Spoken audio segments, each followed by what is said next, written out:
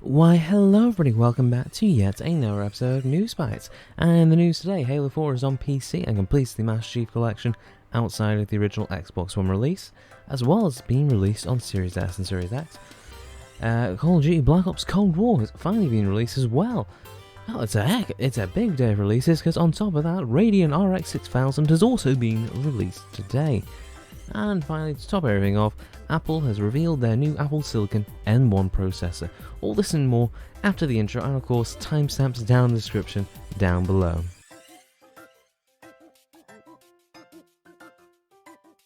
Alright, so kicking off, Halo 4 on PC, yes, so this was released yesterday. Halo 4, the fourth installment of the Halo series, or the umpteenth if you go by how many they've actually been released.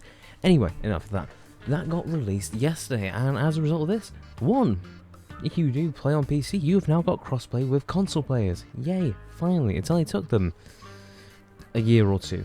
On top of that, Xbox Series S and Series X, they have also now got their releases of the Master Chief Collection, which means you can now play on your Xbox Series X or Series S, whatever, at 120 FPS, 4K, yada yada, all the nice stuff that was normally reserved for PC, because only PCs could run it, but now you can get it on console as well.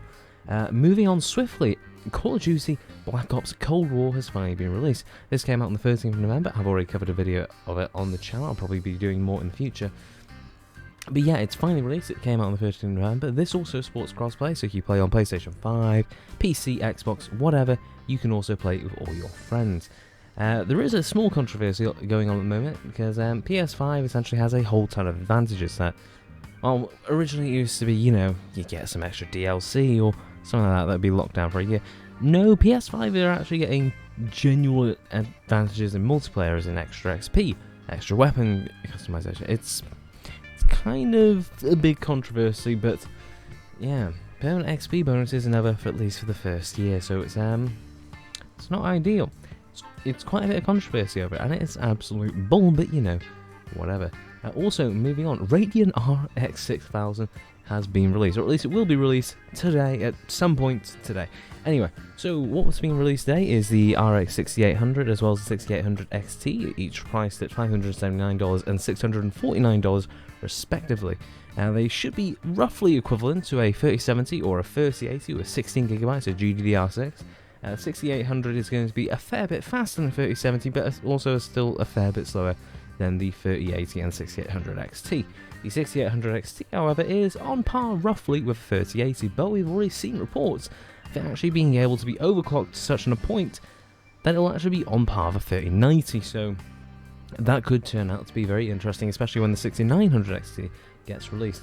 There is a couple of rumours going around of a limited supply, so keep your eyes out, and I hope that you can go ahead and get the card that you want.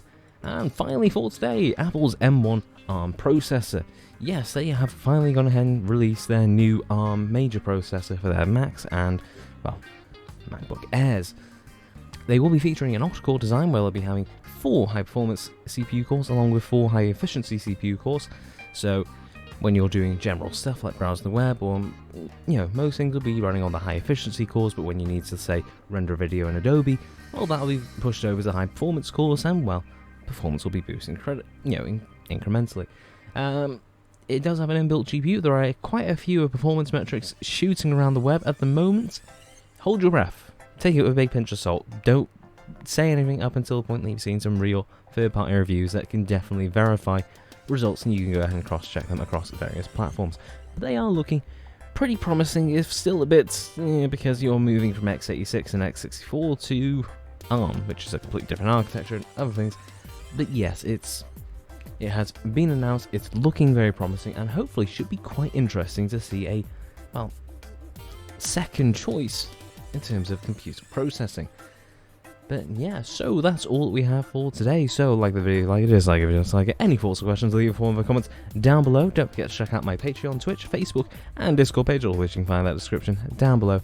Hit that subscribe button and notification bell for more content from me as always. This is the 117th Con, signing off.